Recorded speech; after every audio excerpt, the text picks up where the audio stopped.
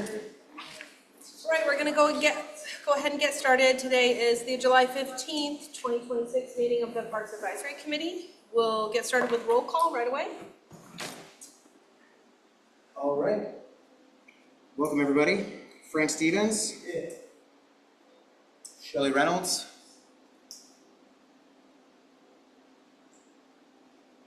Thought I saw Shelley, no? On iPhone? She said she wasn't going to be here last time.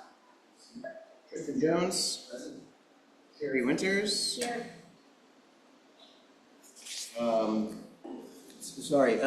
Jeremy Weintraub. Here.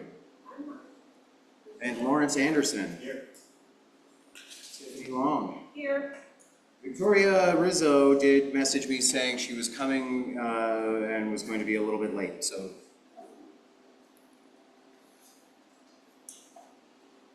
All right, you have a forum.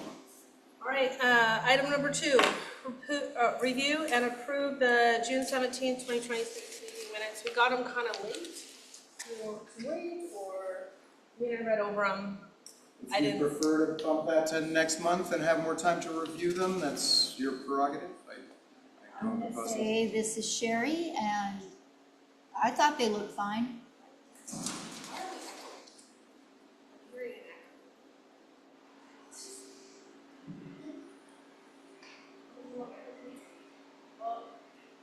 Want to make a motion to approve the minutes of?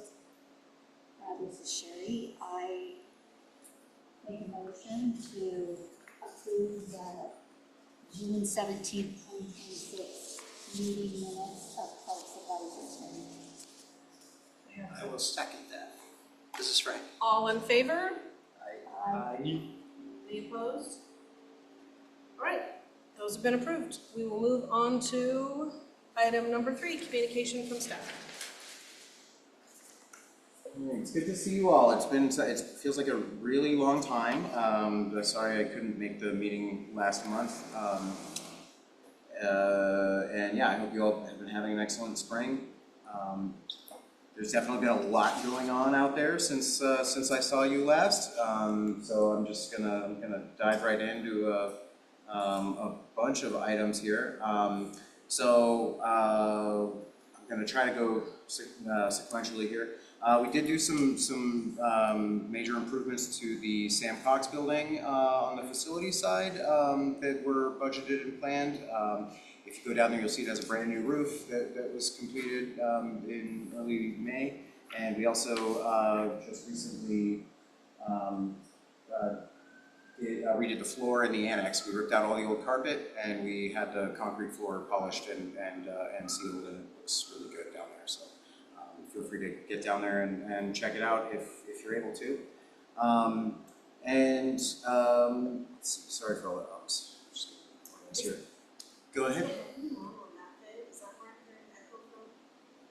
No, on the table. Is the volume on this? I am hearing an echo. Let me see. On your computer? I muted my You have really good hearing. This didn't get there. This computer decided to update. Maybe I'm losing my mind. I might be having a stroke. I'm hearing an echo. Paul, are you hearing any feedback? Just for a second. No, I'm not. Okay. Thank you. Yeah, sorry about that. I don't think it's my computer. I'm not logged into Zoom here, so I'd like to be, because I was trying to I wanted to share some photos with you here, but in any case, we've also been continuing to participate in the statewide emerald ash borer survey and monitoring efforts. It's being led by Oregon Department of Forestry. I've been participating in some of the survey and local meetings to discuss the EAB issue. We have posted 6 traps in Troutdale that I did just check this week, and I did not see any suspected EAB in the traps. So, but there has been some spread in the Willamette Valley and some other places. They are seeing some proliferation in Hillsborough, Aloha, King City, Tualatin, and down in Silverton as well. So far this year, it doesn't seem to be really exploding in our neck of the woods, but we'll see. I'll be putting those back up here this week for the second round. And excuse me, sorry, I'm just trying to get logged in because I do want to share a couple of photos here with you. Apologize. Okay, and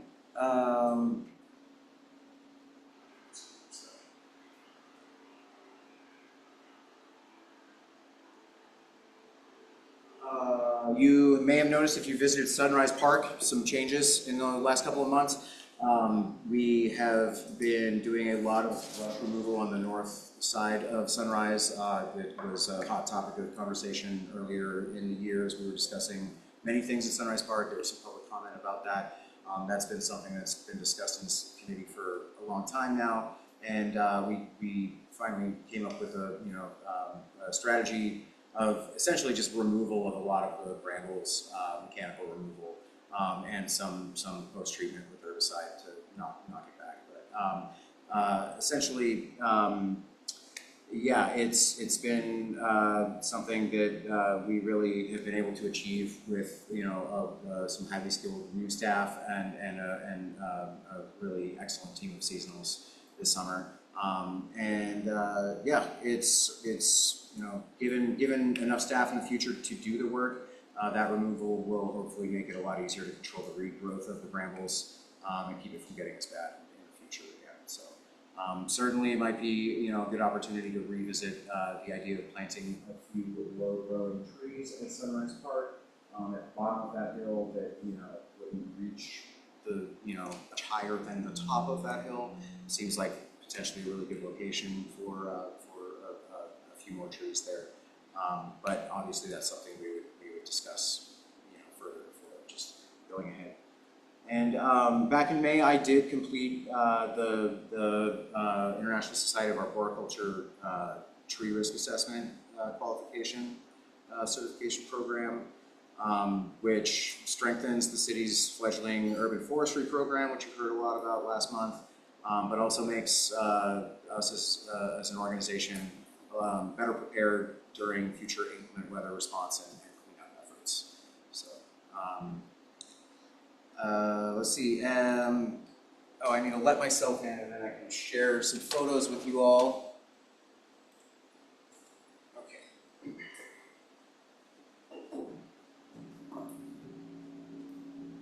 You're welcome, Victoria. Okay.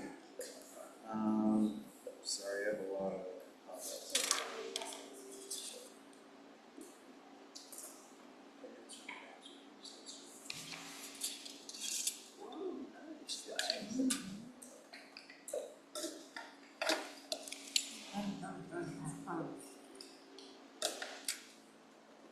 Sorry, this new computer is slow.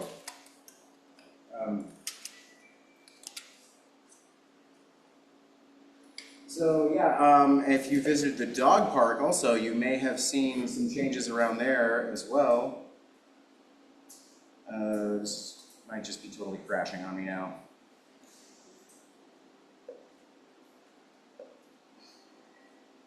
So yeah, anyway, sorry, I can show you guys pictures afterwards, but this, I don't know, it seems to be having a really hard time with the Zoom app.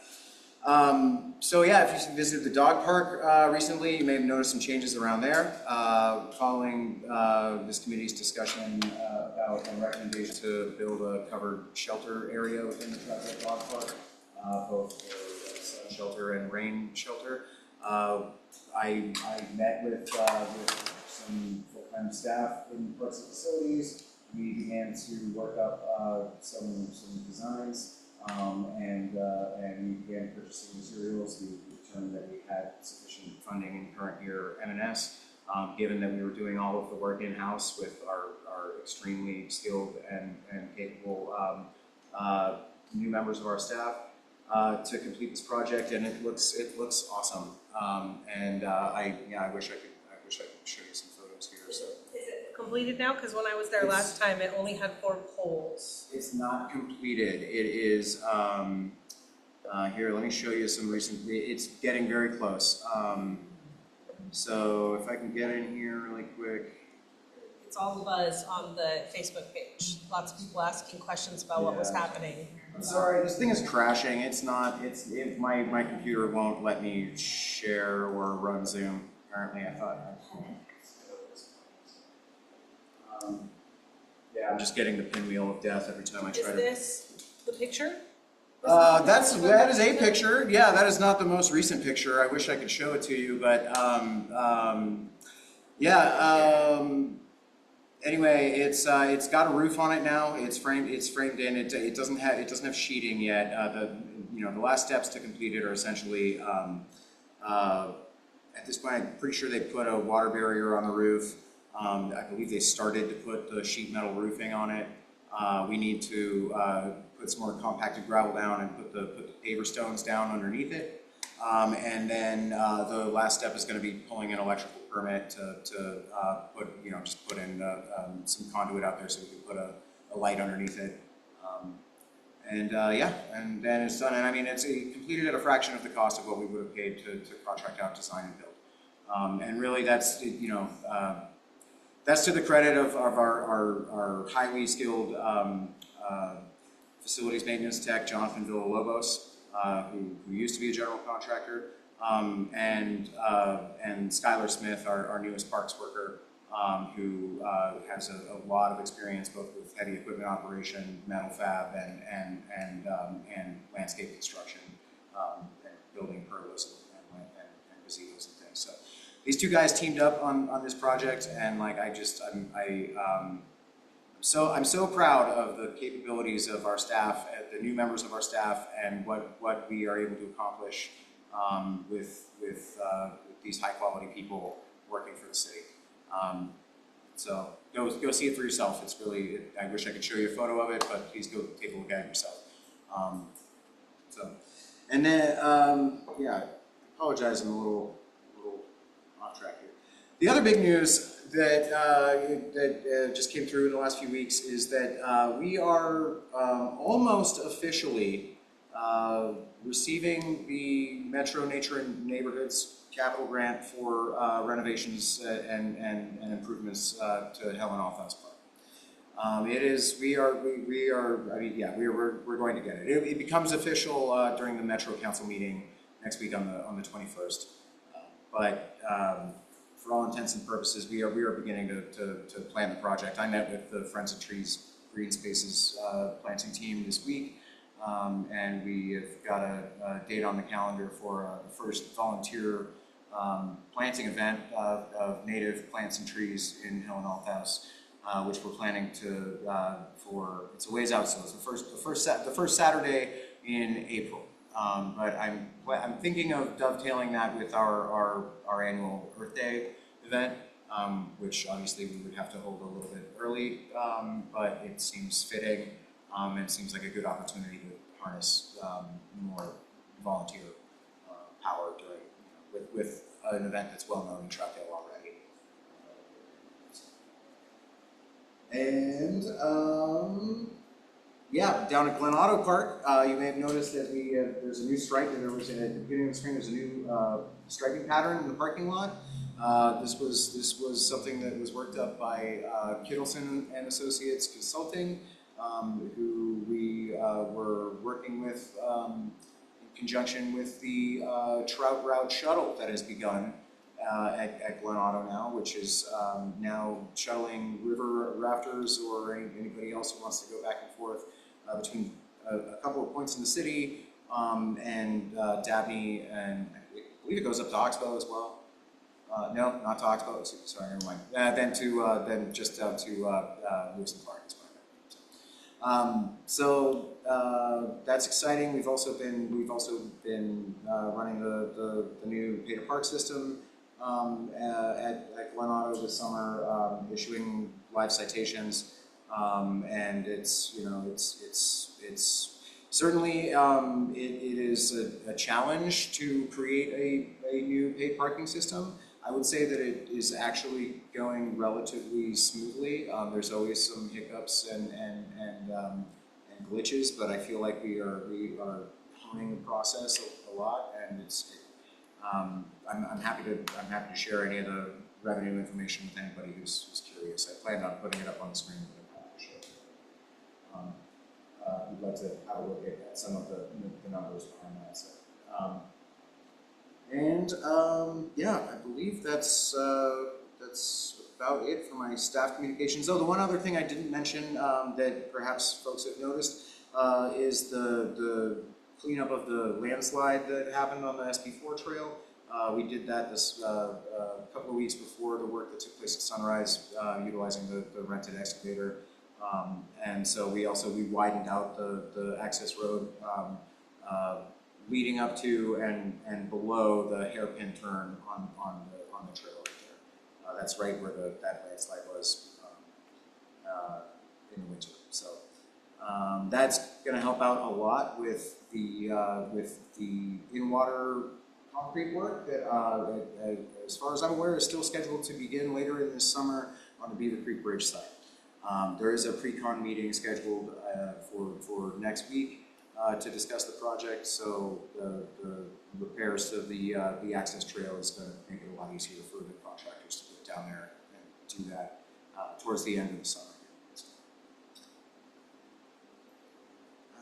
Yeah, that's about all I have. Any questions? Question about HA, Well, Helen Office. okay. So is there anything else besides tree planting that we're looking at? There is. It's a multi-phase project. It's not just tree planting. That was just Friends of Trees requested a meeting with me last week because they're trying to figure out their extended calendar. But there's still a lot of planning left to do on the project. Really, it's going to be, I would say the first part of the project is going to be more utilizing mosaic ecology and doing a lot of invasive plant removal. Particularly, I've kind of identified areas in the park now where there already are pretty abundant native plants and vegetation that we want to preserve. So, and you can really see this in if you look at the city GIS public maps, in the 2024 leaf-off aerial layer, you can really see like where all of the oldest cedar trees are within the park, and that's the area that supports the most abundant native plant population. In that leaf-off aerial, if you look at the bare areas, it's almost in kind of a C shape that wraps around the northwest and south sides of the park. Those are the areas where I foresee Mosaic doing a lot more intensive removal of blackberry and ivy. And then the other areas within the grove of older trees is going to take a lot more delicate care and less chemical treatment so We have the spring in that area too as well. there's the spring in that area as well, which we absolutely will be having buffer zones around and not be doing any herbicide applications around. So so Mosaic will be probably there'll be a certain amount of clearing in particular the west side. Will probably be the first thing that'll happen, and then that'll probably be the area that the Friends of Trees volunteer event in the spring will focus on primarily. Subsequent phases of the project are also going to incorporate Trail Keepers of Oregon for a lot of trail improvements and increased accessibility. I'm also looking at removing that galvanized fence that's around the spring area. It's just trash. It's not keeping anybody out or anything. It's toast. Yeah. So that is I would like to see that happen in the project and potentially the addition of a new trail through that area. Let us know how we can help. Absolutely, we will definitely be hearing more about it. Last month, Erica said that the contract had been settled for Beaver Creek Bridge, and so the hope was something would get into play before the window closed. Is anything happening on that? Last I heard it is, I have been invited to a pre-con meeting, and if you all would like an update on the Beaver Creek Bridge, I'd be happy to add an agenda item for next month and invite Scott to give us all an update, and we can really dive into Beaver Creek Bridge news, if that's something that. if there's enough of an update to give, then that'd be awesome. Otherwise, we don't wanna waste his time. Sure, yep, I can definitely discuss that with him, but the last I heard, yes, we are still planning on doing, staying on schedule and getting, at least some of the concrete work done this summer before the winter closes.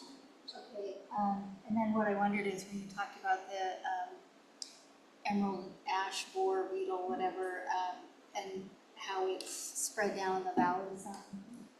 What happens when it's discovered? Is it they discover it on a tree and the tree looks bad and they take the tree out? Do they spray? What do they do?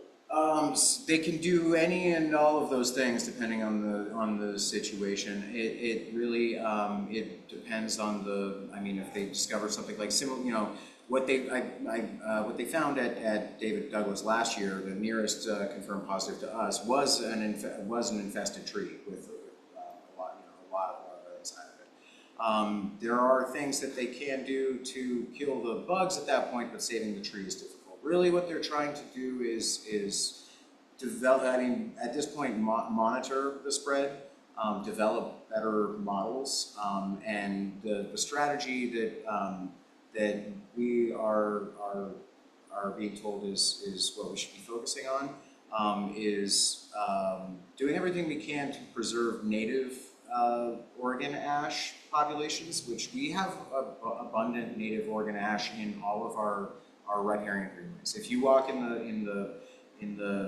woods at Glen Otto, or through the Bellingham Greenway,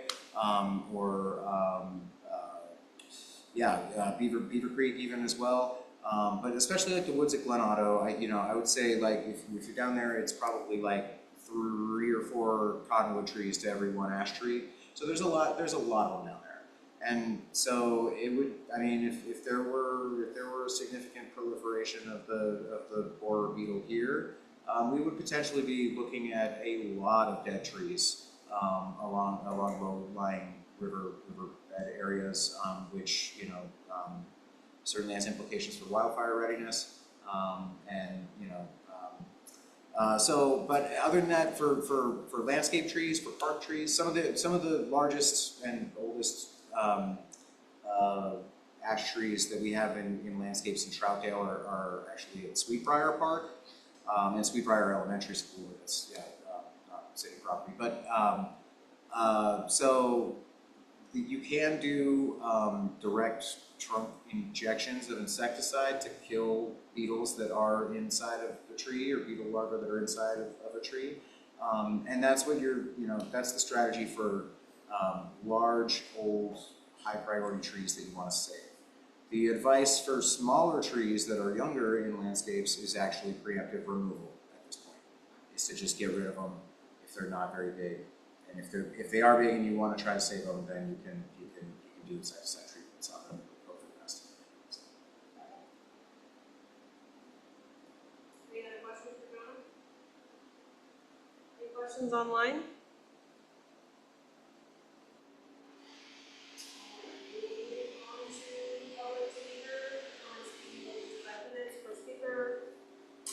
Nobody in the room? Anybody online want to say anything? Moving right along. Item number 5, introduction of new committee members. Welcome. We will start with you, Lawrence. You want to introduce yourself and tell us a little bit about what got you here? And my name is Lawrence Anderson. I saw that as a business owner in Troutdale, I was able to get involved in the community, which is super important to me. Trying to get connected to the gorge and just a little bit more ingrained in Troutdale.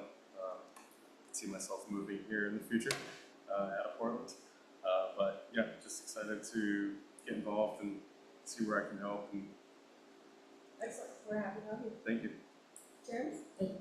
Jeremy Weintraub, nice to meet everybody. Glad to be here.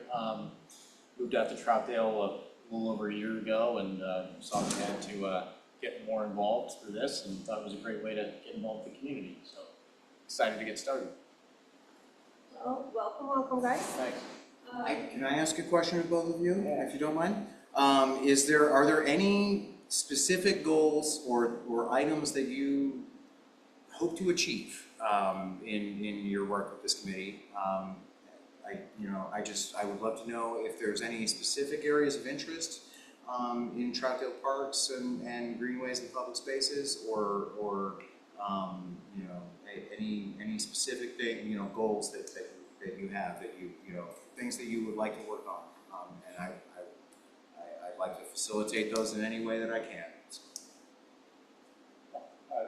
I don't know that there's anything super specific yet. I hope to dive in and learn a little bit more. I'm a big fan of the entire park system out here, so helping wherever I can to keep them looking great. So thanks for all the work you do. I live in Portland, but love coming out to Troutdale to go to the river and enjoy the parks, and they're incredible out here. It's a beautiful place. So that, I think, my personal interest, I don't know if this fits in anywhere or in the future could, a passion for farming and community gardens in cities. I think it's a great education opportunity. I think that's like one personal interest that I have going into this. Yeah. Well, welcome to both of you. Thank you for doing this. Before we move on, are we supposed to vote for a new chair? That wasn't, I mean, we do need to do that. It wasn't on tonight's agenda. I mean, if we want to push that to next month. I think if Shelley was here, she'd say it needs to be done. No, they're supposed to vote. So why don't we slip that in right here, right now? Okay, I nominate Tiffany to be chair. Okay. Second. I'm just, let me make a quick note that we're adding this to the agenda here. I'm going to call it 5.5. Election of officers. Sorry that was overlooked in crafting the agenda this month. Okay, so Sherry nominates Tiffany.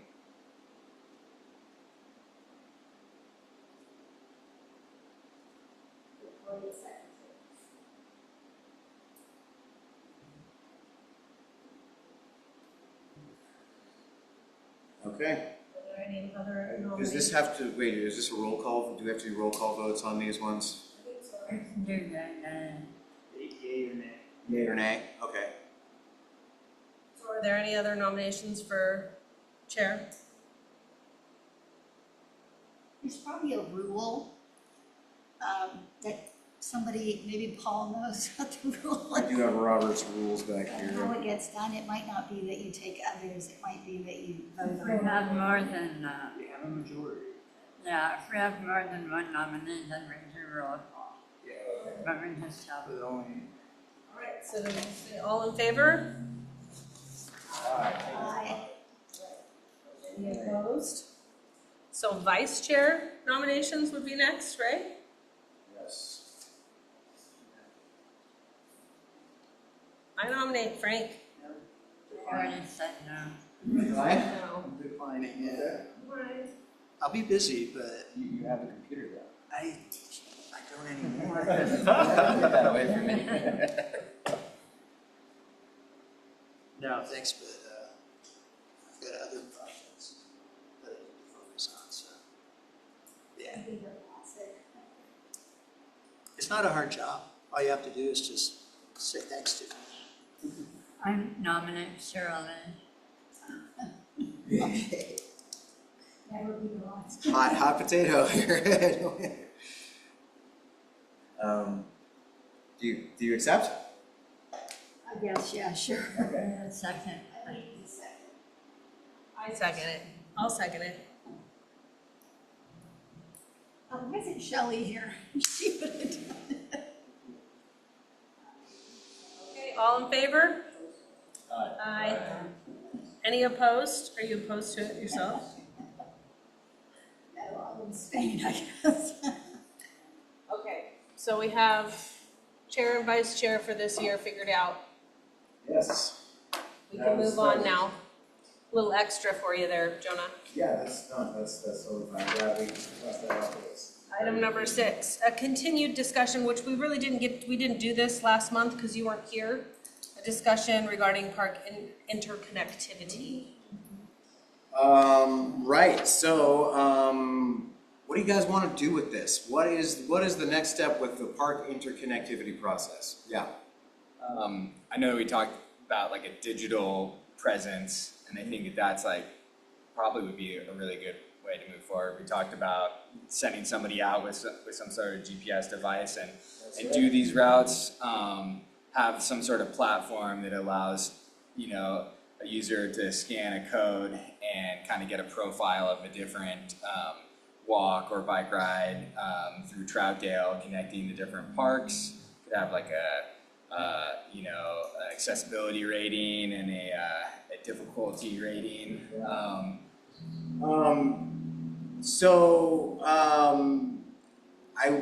If we're going to do something like that, it probably needs to be. I can schedule a meeting with Austin, who is just a reminder, the city's only fully remote employee. He lives in South Carolina or North Carolina, one of the Carolinas, and I can talk to him about what we can do. Now, he is probably. It would be a heavy lift to build an entirely new platform for this specific purpose. Plug into an existing app if there's not any like conflict.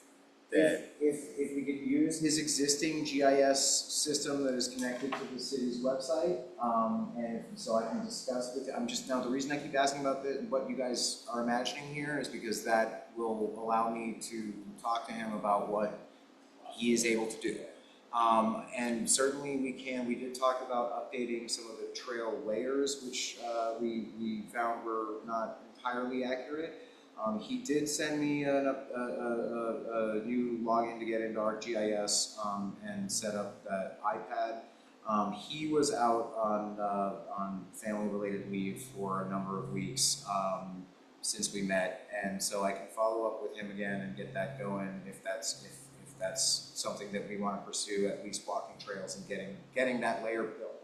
As far as like an online tool that says, I am here, I want to walk to there, that then gives you a route, and connecting that to like scannable QR signage in the field.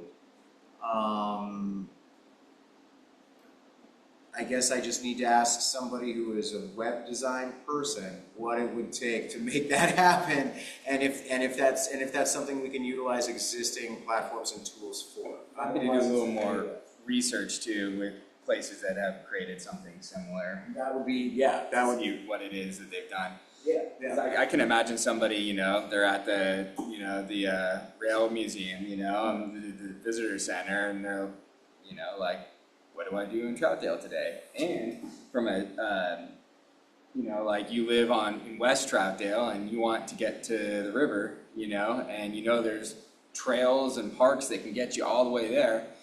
You know, it'd be really cool to just be able to look it up and be like, oh, this is the safest way. Because, you know, I met Frank basically doing that when I moved here. You know, me and my kid, we'd just get on the bike or we'd walk and we're like, how do we get, you know, to Safeway? You know, it's like, well, we're going through Sunrise Park, you know, incredible way, safest way to get there on a bike, you know. Troutdale just has an abundance of opportunities, even just with the existing infrastructure, without even having to do anything in the physical realm. I think, you know, we're more digital now than ever. I think that it would be a low barrier for somebody to just be able to scan that code and figure out how they could connect the parks to get to where they want to go. This is Sherry. I just want to say, I think, Jonah, that one of the last times when you talked to us, you kind of indicated that there might be something that he had said. He just needs some people to go out and go through some routes or something and give that information. To update the trails layer into existing GIS, that is what I'm talking about with the iPad, and that would get him a more accurate layer in the tool that we have now. I am not, I don't have a level of expertise and knowledge enough to tell you whether that platform has the capability to deliver a searchable route generating map. That I need to ask Austin about. And so, but yeah, what we had talked about last time is definitely the first step is updating our trails layer. Whether or not that in the end turns into, you know, this exact searchable tool that you're talking about, we need to have an accurate trails map at the very least, right? So that's not time wasted. That's the first step. That's the first step. Without all the Beaver Creek legacy trails, so nobody's falling down those cliffs. Yeah, exactly. Yeah, that's not something we want to be suggesting that people go do at this point. So on a map online, right? I just wonder, do any of you who spend a lot of time in Troutdale Trails use the All Trails app? Are our trails in All Trails? They are? So open street maps right now seems to be, it pretty much has every trail that exists, whether you want them to be on there or not, you know? But they have a concept called a ground truth, basically. If they see it, it gets mapped, you know? Which has issues to some degree, especially if you're trying to manage a place. But it shows absolutely everything. Yeah, open street maps. And it's like open source mapping. And so a lot of the other apps, I'm not sure about all trails, but Trail Forks, which is Outside Magazine, they have a base layer where you can have open street maps be the base layer. So I wonder if And Strava uses it just as a default base layer. I think a lot of these companies are using them as base layers because it's free, you know. okay. Is there a liability if Troutdale is to state certain trails that there is some upkeep by us, or there's some safety layer provided by Troutdale if we're promoting The them? city is protected by the state's recreational amenity laws. And there was recently, and last year, there was a case that went to the state Supreme Court regarding this question. And before a decision was made on that, there were cities that were closing all of their trails to the public. But with open street maps, I believe land managers can go in as a land manager, and even though that trail will still exist, they can mark it, like if it's a problem trail, like a kind of a switchback or a user generated trail, the land manager can go in and mark it as such. And I say it not because of a lawsuit, but I know when we had conversations in public safety regarding even the trails in the gorge, and most recently a gal that fell at Angel's Rest was from, I believe, New York, and took a tumble and needed to be eventually evac'd out with a helicopter, and had to wait all the way to like 4 in the afternoon or something. And I just say that because sometimes people who live here are savvy enough to the dangers of stuff, and others arrive and aren't. I mean, I think about Blue Pool, a Kansas guy jumped in, dove in, not sure what, but he is no more. So I feel like sometimes just that. the onus is on the trail user and the inherent risk of being outside. And I completely appreciate that. Also, I think also it's nice if you have some sort of accurate trail information, so people can look at it and say, oh, this is rated as a difficult or strenuous or technical or, you know, not appropriate for mobility issues or something like that. You know? But I think it does address that concern a little bit. I think that's what thinking ahead, like, yeah, well, hey, you could get from here to here, but maybe somebody puts it in and that's kind of sketchy for them. I mean, I'm kind of scared of heights and drop off, so I will let you know ahead. But I think if it's an already existing and maintained and documented trail, you know, we're all free humans that can make our own risk assessments, you know. Yeah, I totally agree. But I agree, I don't want to open the city up to liability and get our trails shut down either, so. But I was thinking No, that- more on the whole interconnectivity. If somebody goes, oh, hey, looks like there's a little path that way, I can just go on it, and then it ends up being, you know, well, I mean, sorry, not to talk about me, but we were hiking Hamilton Mountain, I think, one time. And I just was following the person I was with, and he goes, oh, I'm not sure you're gonna be able to handle this. And I'm like, why? And he goes, well, you kind of have to hug the cliff here. And somebody from up above somewhere, it says, you're not on the right trail. And we weren't. And it would have been a terrible thing, you know, whatever, like that kind of thing that, oh, you fall off or something like that. So, no, I think it was just more of like out of concern of if it's just random people marking a trail. I don't recommend that at all. I think it should be very thought out and very I agree. presented and accurately presented. Okay, I apologize if we're sort of repeating ourselves a little bit here, but I want to get some, I want to get clear on what it is that we're trying to achieve with this. I am gonna reach out to Austin after this meeting. I am gonna, talk to him about this, and if he's got some stuff to offer us, then I'm gonna pull him into next month's meeting, and we'll continue that discussion. And between now and then, when I'll talk to him as soon as I can here, potentially before the end of this week, and get that iPad finished and set up with ArcGIS so that we can, and then anybody who wants to volunteer to go out and be doing some trail data collection out there, I'd be happy, just reach out to me and we can schedule a time to do it. I can show you how. We can check out the iPad sort of thing or something like that. I mean, we can see where you're going with it, so it's like on the map. The Beaver Creek. Just follow my normal route. Yeah. So we can get moving on that. Following next month, and do it between August and September, or get started on it in September.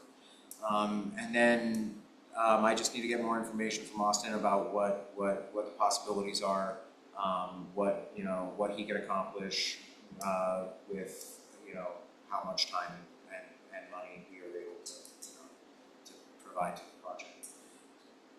This is Frank. Check with Marley. She and I have talked about this before for wayfinding purposes. She may have some information, and she may have already worked with Austin. So we actually looked at Strava and Run GPS, a number of different programs. And then if you go to the Troutdale website, you actually have some of my routes already on there for some of the safe routes for biking. And Where do we find that? Is all that data proprietary? Can you download GIS files from those platforms? So could Austin potentially just take it from there, and we don't even have to do all this trail walking? But that sounds cool. go back to the original. We still need to update the trail GIS base layer. Like, we need to make sure everything is up to speed. Yeah. And all of that. So.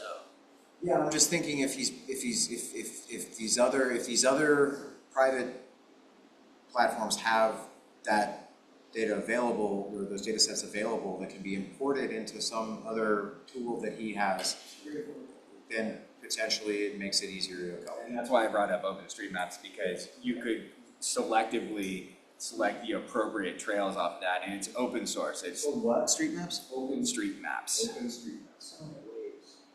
Yeah, it's crowd-based data. Yeah, so you're going to have to look through it and select, but I think there might even be, you haven't explored it too much, but there might even be like layers or like that will just show you like officially marked trails, but it is people doing exactly what you talked about with their devices mapping a trail, and then they upload it to the OpenStreetMaps platform. Okay. Well, that's promising. Sorry, forgive my naivety or ignorance when it comes to some of And this also, stuff. I don't want to hijack the interconnectivity thing. That's just one aspect that I thought was cool. But I know we also talked about like were they trout or trout trails, so as like a physical indication of where you're traveling through, especially like if we did have the QR code and you looked there, like I'm gonna do the blue trail today, it's gonna be like 5 miles, you know, it's gonna connect this, and this park, and then there could actually be these physical, similar to the chalk stencil or something like that, you know, that would mark you through, so you don't have to be looking at your phone the whole time, which I think is something that we should not encourage as well, you know. Yeah, definitely on the bike path, yeah. Yeah, right. So like having some sort of physical markings, and I thought that was a really cool idea to trout trail. I'm gonna make a suggestion. Before anything obviously goes ahead with, I mean, we could have something designed out or whatever, but before we went ahead with any of it, it would probably be a good idea to get public input on it, not just from us. And I only say that because even though it was grant funded, the evacuation route signs out of Sandy Palisades area, from what I've heard, there are a lot of people pretty fired up that any money was wasted on, that's what is said. I said, oh, it's grant funded, but in the end, grant money is always coming out of the pocket of the taxpayer in some capacity. Anyway, a number of people though, saying that's ridiculous. You just follow the cars then if you didn't know how to get out of there, but you would know how to get out of there. Anyway, I say that just because I believe there was probably some chit chat about it ahead of time before they went in. But my sister lives in the neighborhood and a sign went right by her driveway and she said, what is this? Like, who needs to know this? She was one person that said it. She wasn't the only one. There's running group people,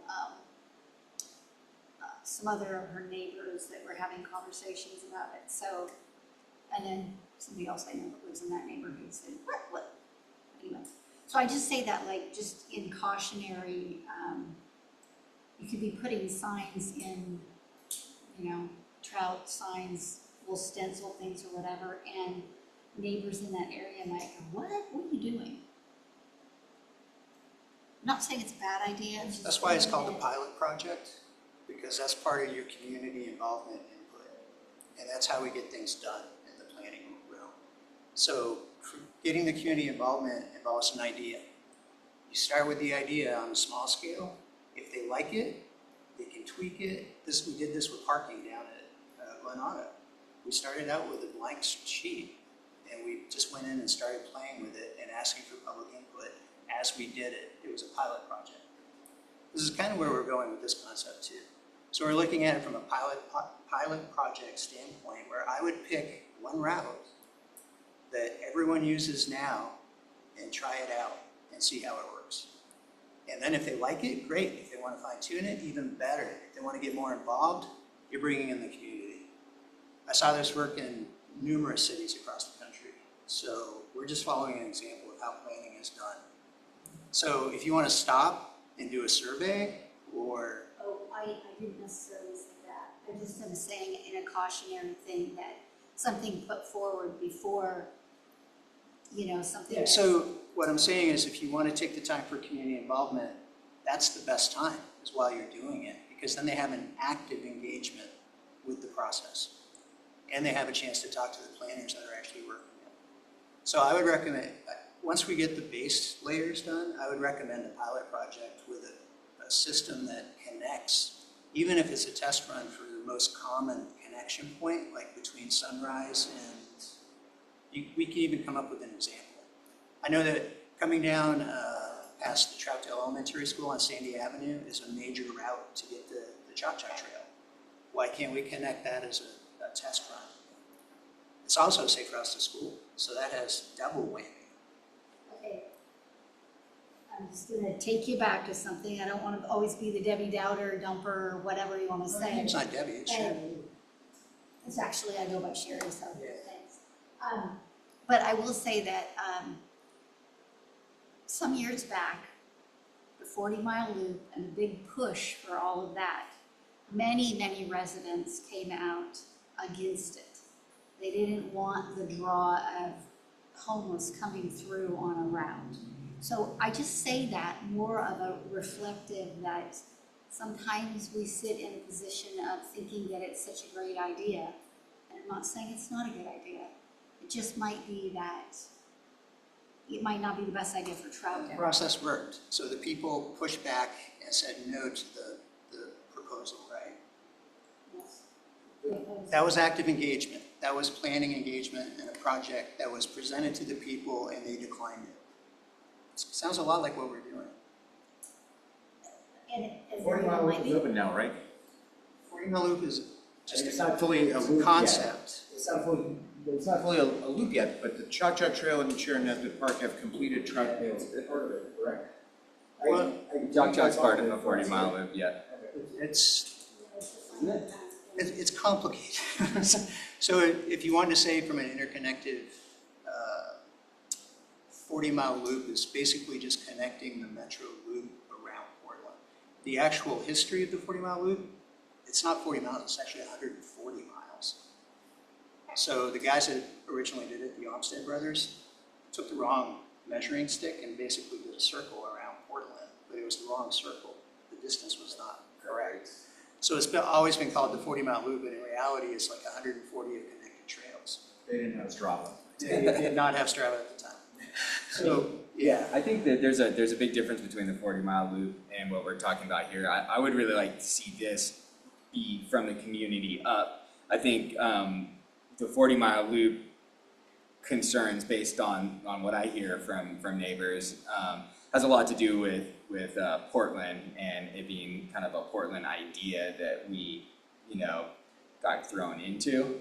Whereas like I would love this to be like a showcase of our beautiful parks for our community and the visitors that want to take the time to really see what we have to offer here in Troutdale, like almost like a love letter to the parks of Troutdale. And I totally agree that there should absolutely be public input at all the appropriate stages, but sometimes I feel like there's a group of people that have more accessibility to public input, be it free time or availability, and when we say like maybe this isn't right for Troutdale, I gotta ask like what Troutdale? Like there's so many different parts of Troutdale and different members of the community that oftentimes aren't engaged because maybe they have that Saturday to go hike the trail, but they don't have a Wednesday night available to come into the Parks Committee and make a case for their needs within the city. So like I say this very carefully, but that's a big part of why I wanted to be on this committee because I feel like my demographic of a younger family trying, like working full time and having a kid, it's really hard to do these extra things. And little surveys are great, but you're only we've talked about how hard it is to capture the whole community in a survey. So I think sometimes public input does favor a certain demographic of the community, and it's usually not the underserved population. And it's not always the people who are utilizing the parks. So I think that we absolutely have to have public input, but it's not an excuse not to move forward. And I'm not saying that's what you're saying, no. but I just really think that like what Frank was saying, like there's always going to be opposition to everything that we suggest at some point. And if there's enough of it, then it shouldn't move forward because that truly is what Troutdale doesn't want, But we don't know until we try. Yeah, and I just take us back to the example of when Jonah first talked about planting trees in Sunrise Park. I said, I think you might get some problems with some neighbors there. And sure as shooting, that's exactly what comes out. I think Frank walked around and did some chit chat with some of the people, and I don't know, maybe you did too, I'm not sure, but it came back and then some people came here, that association or that whatever, there was people that were fired up over what could happen, and it kind of put the back, so our great ideas might be great ideas, but they might not work for that particular area. And again, I'm not saying this exact thing, but I'm just saying that, you know, instead of just pushing an agenda from another city on us or anything like that, that'd be a good idea. Troutdale's a unique place. So, Well, we do have available to us certain tools that are empirical data, cell phone aggregate data, things like, you know, this OpenStreetMaps that are, you know, is fed by people, you know, walking trails and uploading that information. Certainly if we're talking about safe routes to school, then I don't think anybody can make a case for Troutdale elementary students being Portlanders infiltrating the city. I think that there are test trails that we could certainly, you know, do a pilot project on things like this where there would not be questions like circulating around something like the 40-mile loop trail, or is this, you know, is this Troutdale enough? I think that there, you know, and with something like wildfire signage, I mean, that was something that was recommended to us by the Oregon State Fire Marshal Office, that comes from empirical wildfire data that, you know, in places where there have been entire neighborhoods that have burned over, there's information, there's data that says that that is something that helps people survive events like that. So that isn't just, things like that aren't, you know, just coming from conjecture or some idea that a member of Troutdale staff may have had one day and say, we're just going to do this. They're things that actually come from, you know, from other people's lived experience and experts in their field making recommendations around things like wildfire signage. I think that we could, you know, any number of things that we talk about in this committee could be held up as examples of things that are something that the community will enjoy or people will not enjoy. I think a good example of that would be the Troutdale Dog Park. It took many years to just open a dog park in Troutdale. Now that it is open, I think most people would agree that it's of net benefit to the community. Sometimes you don't know what these things are going to be until you try them, and sometimes you're pleasantly surprised with the outcome. And I think this is something that's worth trying. I want to do everything we can to support this. I want folks to realize that we're not going to hire another web designer in order to achieve this goal, or sign up for another very expensive annual membership fee with some other GIS service provider. But there might be some stuff that we can do to make this a reality. And I love the idea of harnessing some open source stuff that's already available to make that goal more attainable. If that's something that we want to test out on safe routes to school, or pathways that we know are, certainly the Chalk Chalk Trail or Glen Auto Park is another good example of that, right? Like most people who go to Glen Auto Park are not Troutdale residents. So if we want to be testing this out somewhere where we know it is being used by people who live and work here, or go to school here, then that's, that's maybe perhaps a good way to not instigate pushback in the community right off the bat. okay, I was just thinking that maybe a suggestion instead would be for me, like Facebook page, or also maybe on the website or whatever, that they talk about what we're talking about doing, and like sort of engage them in people, reaching out to us, or if it's a Facebook page, maybe they're making comments on what they'd like to see, and I mean, if we talk about our idea in its kind of skeletal stage, you know, maybe we get somebody that comes back. Maybe that's, I mean, they're talking about that new arts grant or whatever coming back with the transfer. And maybe some art gets designed through that grant. I don't know. I don't know how that works down there, but I'm just thinking, wow. Maybe if we reached out in a different capacity ahead of time and seeing if we get people's feedback. Not to say that we're not doing it, to say more like we're looking at this and how we're gonna do it. And, you know, maybe even our ideas that we have right now, and then, you know, give us your feedback on it or whatever. And then if they don't say anything, don't say anything, it's fine. Maybe some people have some thoughts.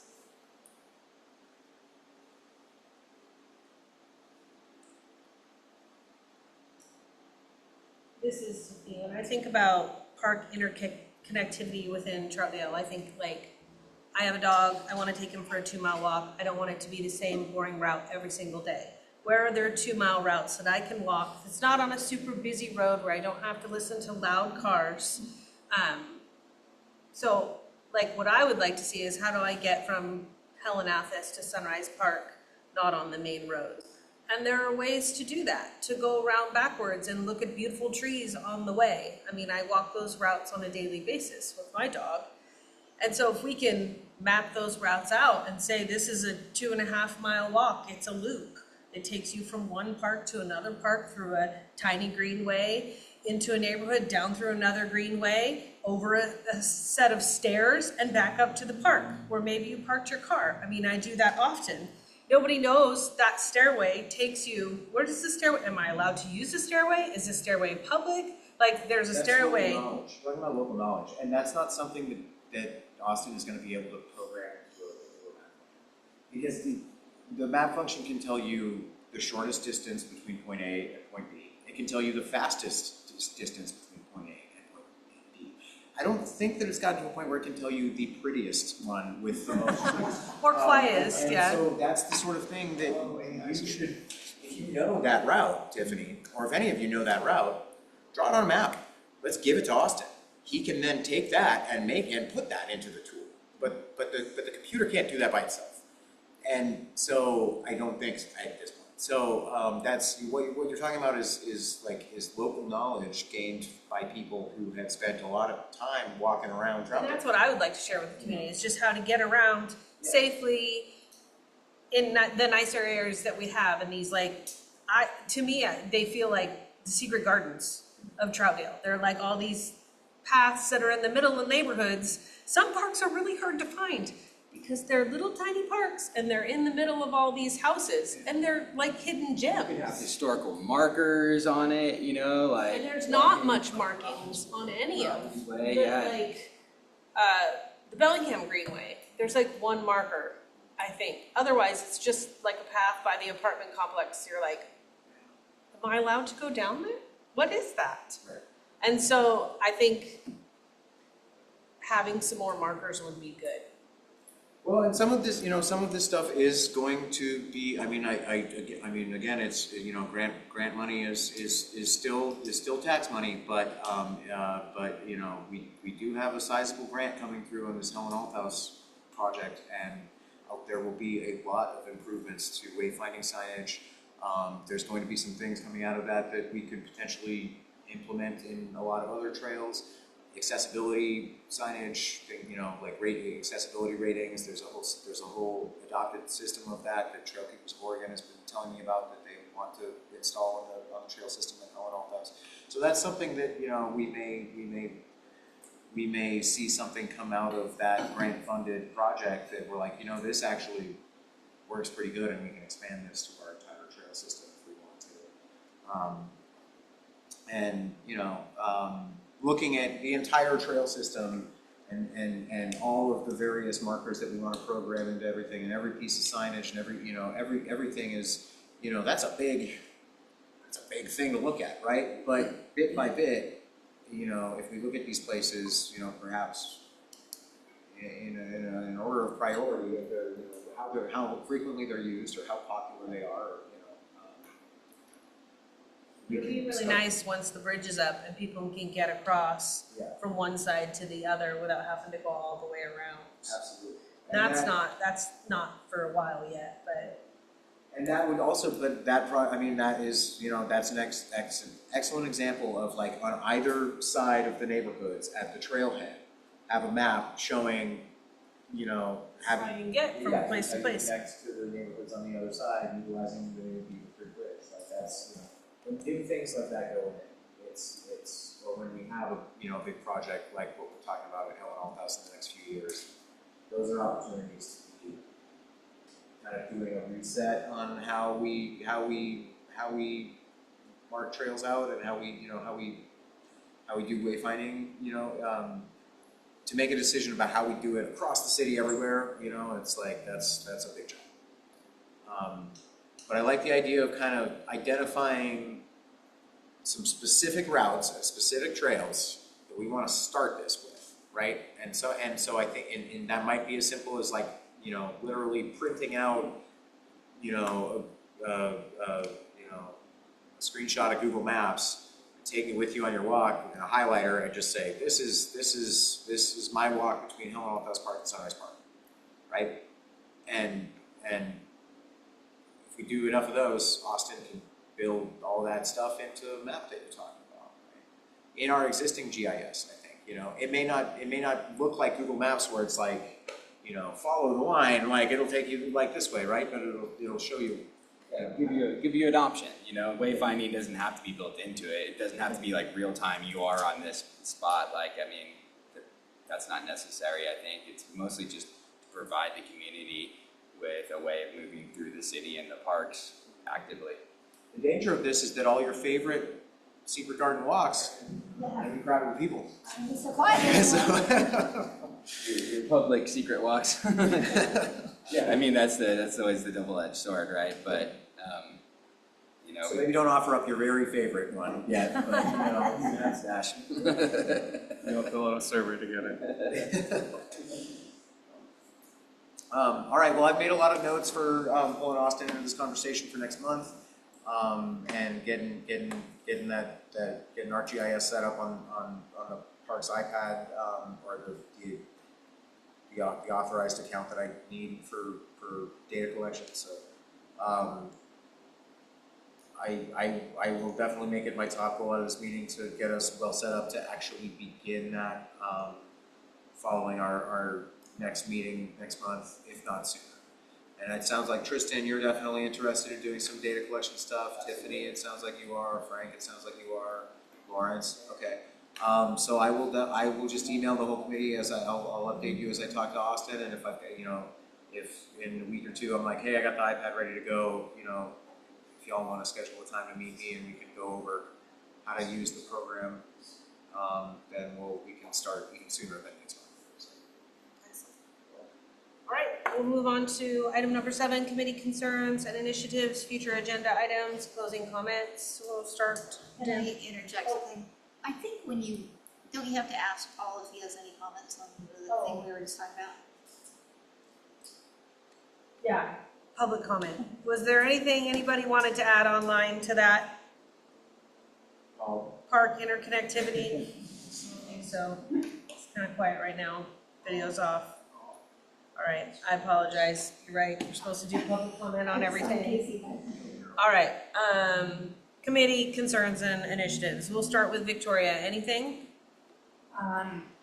Last night at the meeting, it was mentioned that at Glen Auto, there's lots of drugs and alcohol, and it's not really being controlled.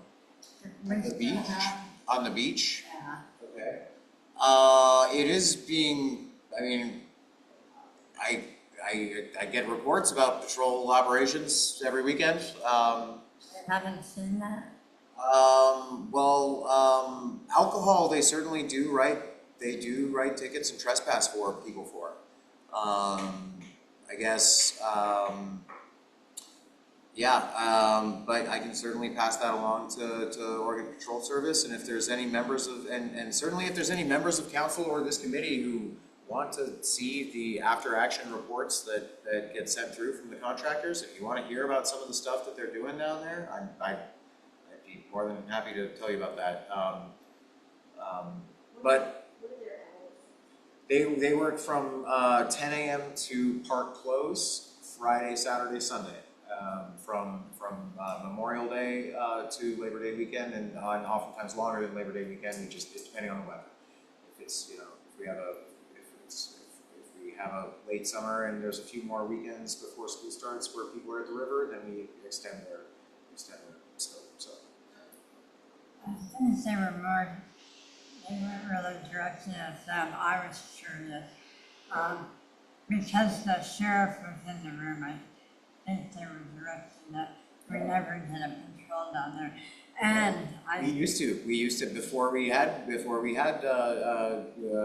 contracted with Oregon Patrol Service, we had a summer resource deputy who was stationed at Glen Otto, or at least that was the plan. So that has sort of gone by the wayside. I believe also with I don't know. There's so many moving parts to all of that stuff. I don't really even dare comment on it. But the fact remains, we have not had a summer resource deputy at Glen Otto for the past couple of years while we've been doing the contracted ranger stuff. And it sounds like it's happening a lot after their hours, Okay. their security hours. Yeah. I mean, if people are in the park after hours, then I would encourage anybody who's observing that to call the sheriff's office.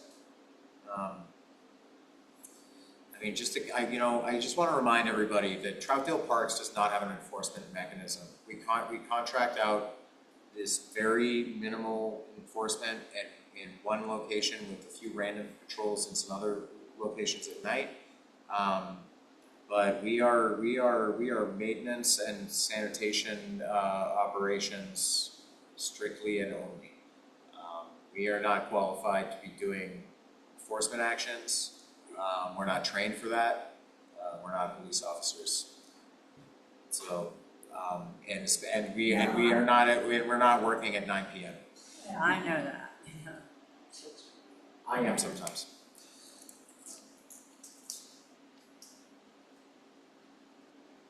Right. Is that it, Victoria? Move on to Frank. Welcome back. Welcome to the new members. Oh yeah, welcome new members. I'll start with that, welcome new members.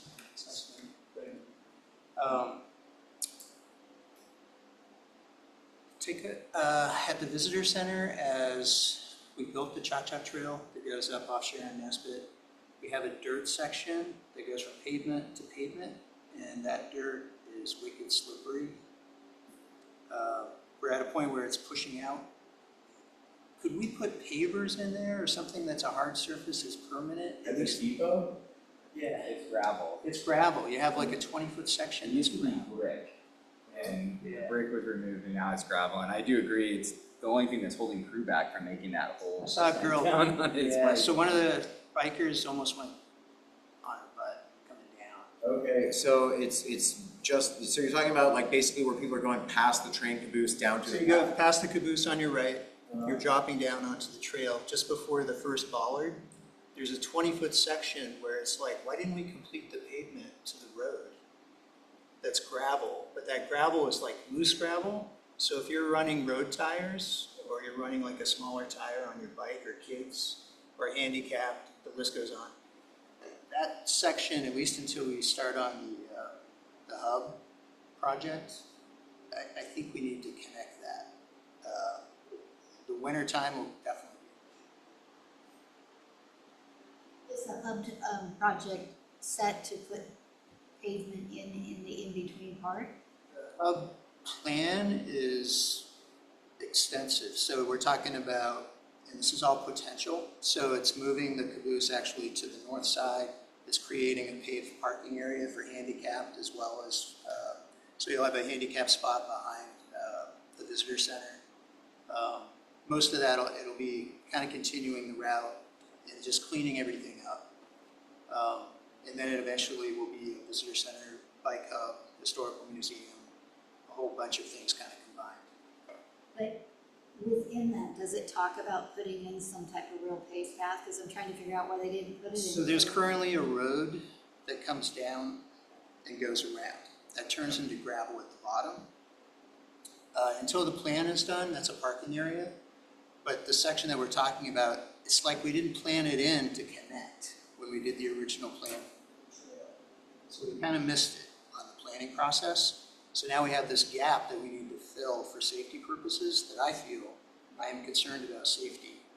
For people, for that 20-foot section, yeah, at least temporarily until we figure out the planning. But it'll connect us to hard pavement to hard pavement. It's a safe route. Yeah. So if it went back to like papers or bricks or whatever, would that be safe enough? Actually, and it provides an opportunity for, you know, crazy ideas like maybe we could do a design with the papers, or do an entryway that actually says with an eagle emblem, or you see where I'm going with that? Pavers, yes. Brick, no, though. I think the brick gets really slick. gets slicker. The moss doesn't have like a lot of texture. Yeah. It also is a delineator for transition from one mode to another mode. So it highlights the transition from the road to the actual bike path, which right now is just gravel. But And it's not I've seen cobbles used. I've used rough surfaces before. even if it was just like quarter minus or something, Yeah. you know, like it's just like big rock, you know. There's those, what is it, it's like the lattice cinder blocks that they use on bike parks and stuff, like you can just put those down. Can you just show me where exactly you're talking about here really quick? I wish I could throw it up on the screen for everybody, I'm sorry, I'm not connected to No, the you're Zoom. good. So as you come by the caboose, the trail comes up right here. Right. This section right here is 20 feet of just loose gravel. So it's not the actual gravel road you're talking about, it's on No, the so this trail. is paved. This is paved road Okay, all the way okay. down to here. But it's also the steepest point of it too. Okay. Yeah. Yeah, we can definitely. I have to ask an engineer about ADA incline and accessibility, but yeah. Well, yeah, also a good point. So yeah, and if we do have money allocated for ADA improvements, if it's determined that that's an ADA issue. Yeah, I that's- actually that's- had a person in a wheelchair trying to navigate that as well. So anyway, that's all I have. Thank you. And welcome the two. Tristan? Welcome. Thanks for bringing that up. I keep thinking about it and forgetting about it, but yeah, I know. I think I talked a lot about the interconnectivity. That's something that I think could be really cool. I'm excited to hear new ideas in the room, and I think it's going to be really cool moving forward with you guys. Yeah, I don't think I have anything else to add. I don't have too much to add, but just thinking about the interconnectivity of it, and that it is a project, and I love the love letter to the Troutdale Parks that you brought up, just like really making it special for the people of Troutdale, and like, but also knowing that you're making it accessible for visitors, which I think is like, seems to me as a non-resident of Troutdale, that Troutdale is doing a really good job of setting themselves up to be a destination place that visitors stop out on the way to the gorge or back into town.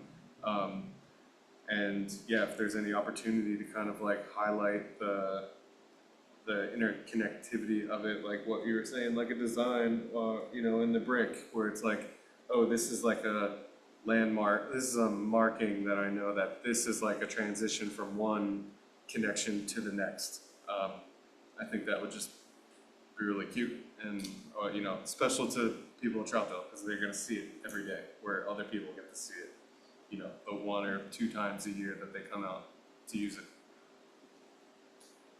Thank you. Sure. Okay, yeah, welcome. I met you guys before, so I'm glad you're here. I just was gonna make a comment on that slide that was going down into Beaver Creek that you guys cleaned up. When I had walked down there and I realized where that slide was at, when it was still there. I kind of wonder if the vehicle that went down there that had to make that turn at one point last year or whatever, if they didn't, because there was such a big thing going down there, if they didn't probably compromise part of that area that might have caused that landslide from the turn. So I obviously haven't been down there since you made maybe the trail a little wider there to get around or something. But I do think hopefully will be an improvement eventually, because it was a little sketchy there for a while, so I haven't been down there, so anyway. Okay, and then, yeah, I think for now anyway, that's it for me. Jeremy? You know, Jonah, you asked earlier too if there were any special interests and everything, and I just thought, you know, one thing that I am passionate about is how we interact with wildlife. Specifically, I'm big into birding too, but I've also got some past experience as a docent at 2 different zoos, and so kind of exploring a little more about how out in Troutdale we interact with local wildlife, and you know, something that's very exclusive to kind of this you know, less densely populated area than some of the other parts of the metro. How we can improve on that. Yeah, okay, yeah, look, I'm gonna make a note of that here. I get, you know, I can tell you some stories, about what I've seen out there, and yeah, Troutdale's definitely, you know, uniquely placed in the urban wildland interface zone, and yeah, we definitely have some larger critters that come through every once in a while than you would see in a lot of the parts of the Portland metro, for sure. So, With that, I think another thing that we could really showcase out here, I'd love to see what part of that I can play. Awesome, thanks. yeah, absolutely. I have been interacting with the dog park community quite a bit through the Facebook page, and I thought maybe I would get a member or a user of the dog park to join us tonight. It's one of those things where people don't know these meetings exist when they send me a private message about something that's going on or something that's broken, or questions. A lot of the questions were, what is this that's happening? Because they saw the structure start to be built at the dog park. And so I was able to say, pretty sure that's a structure going up for you guys to not be in the rain once the rain comes. I'm curious, did you say if there's going to be a side to it at all? There's not going to be sides on it, and the reason that we opted not to have sides on it, See everything, see the we need, dogs. yeah, is to have better coverage for the sake of safety, to make it not. I mean, while I know that dog park visitors want to get out of the wind in the winter, homeless campers also want to get out of the wind in the winter, and so we're trying to make it like a place to get out of the rain while not making it Also as smart to be able to very see your dog attractive. from all angles, you know? And also just the longevity of the structure it'll last longer if it's not getting hammered in the wind on the broadside every winter. Like, you know, if it's, I really think they're gonna oh, love the other it. reason behind that, the other reason behind that is we did not have a core permit, a building permit, if it's open on all sides. If we had it partially enclosed, we would have a building permit. That's excellent. I'm super excited to have it there for the winter, for when it's pouring down rain, you can still let your dog run around in there. A concern that was brought up to me about the dog park is the rules. They are at 2, currently they're up at 2 of the gates. We kind of put up these wooden, when it went up, it's got a piece of old wood, and we've got the rules attached, like laminated and stapled, and one has fallen down at the most used entry, well, one of the most used entries, because a lot of people like to park at 18th Circle and go in by the water tower, and that's the one that's missing the rules and regulations. And I had a park user message me about making a post reminding people, please don't feed a dog treats if it's not your dog. Make sure you're asking. And so at that point, I think I pinned something that I found on the internet that's just like dog park etiquette. And so that's pinned on the top of the Facebook group. Just, you know, keep an eye on your dog, don't feed other people's dogs treats unless you're asking, stuff like that. And then another person just recently asked me about the rules again because they feel like what's happening is somebody is yelling, come get your dog, and the person is too busy on their phone or talking to somebody else, and they're like, oh no, my dog's nice. You never know if your dog's nice until it's put in a situation where it's not nice. And Or so, even if it is nice, I don't want it to keep jumping on me. yes, she wanted me to put a reminder on there that if somebody yells, come get your dog, please actually go and remove your dog from that situation. So I posted about that as well. My family member was like, did something happen to Bob? I'm like, no, I'm just an admin on a page. So, We can definitely update that signage and actually. what was brought to my attention is if there could be somewhere inside the park that the signage is. Like, shelter would be a great place for that. Well, I don't know how we're gonna put it at the shelter if we don't have, if there's no wall anywhere in there. I would, we would put some posts in the ground and put a freestanding sign like next to the shelter. And maybe symbolized with a QR code that could lead people to the site that has every single rule. But they were wanting a couple of reminders somewhere inside the park. And that's what I said. I said at the shelter, that's gonna be a great place for that. I was hoping that we could have a bulletin board in there if there was a wall, but there's no wall.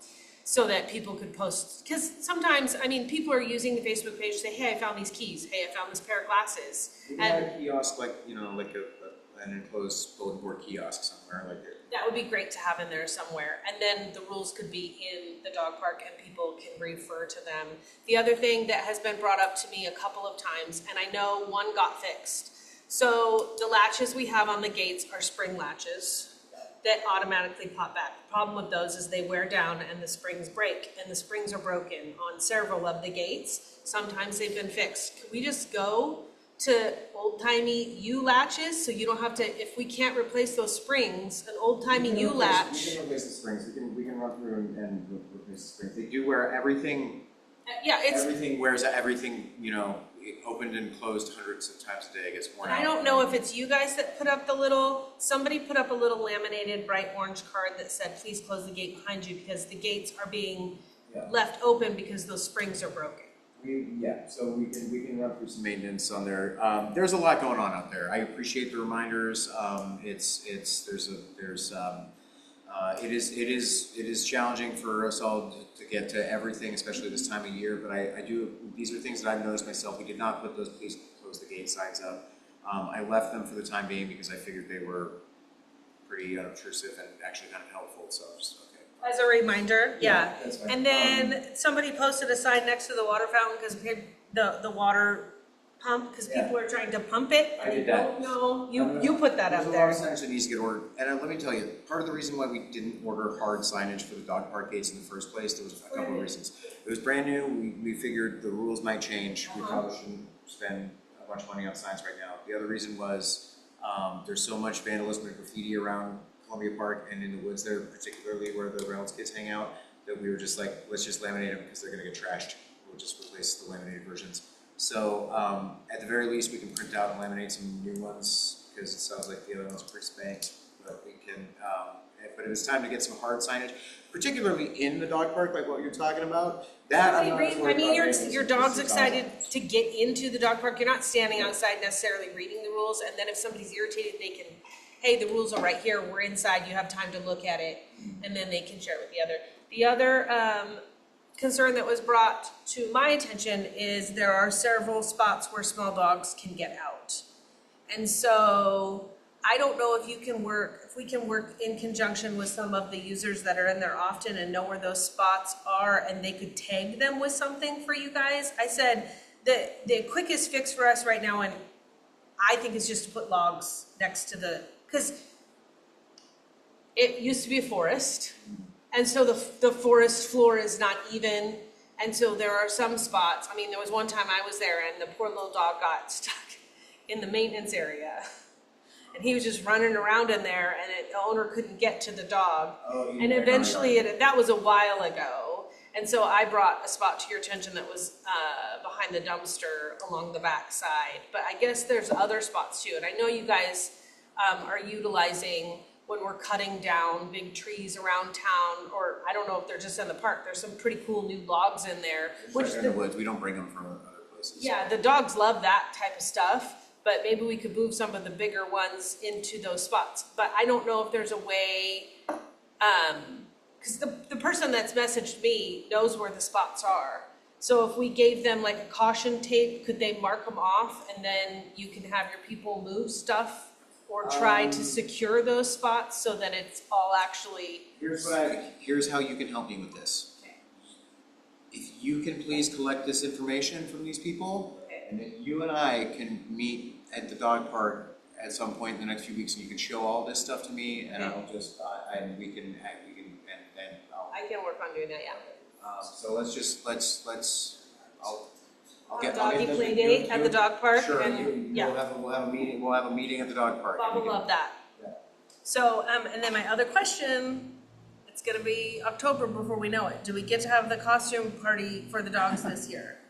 I Do we believe, know? I don't think it was completely cut, was it? I'm still waiting to see a final budget version. I'm still comparing the list of cuts against my proposed budget, waiting for the final. It wasn't cut. Yeah, so But it might be on the cuts for next year, depending how everything goes. So, I just love that you guys are making improvements every year, and that's one of the things that I love to share with the community when they come out. It's, you know, the first year we had a dog park, the second year we had a small dog area, the third year we got a water, which got to be left on all year because it didn't get so cold it had to be shut off, which is amazing. Because at the other dog parks, they shut them off.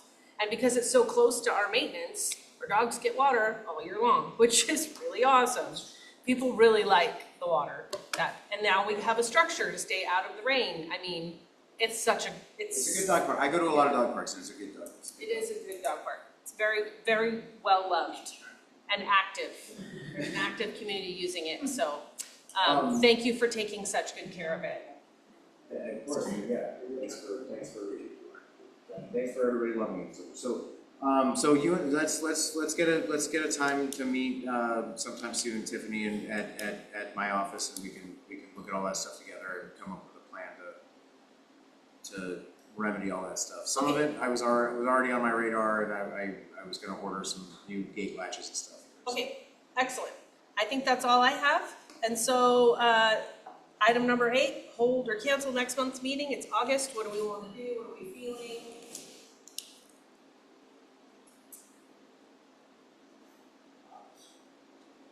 The city council takes August off, right? Do we want to take August off? Take a break? Is the AC gonna be working? Do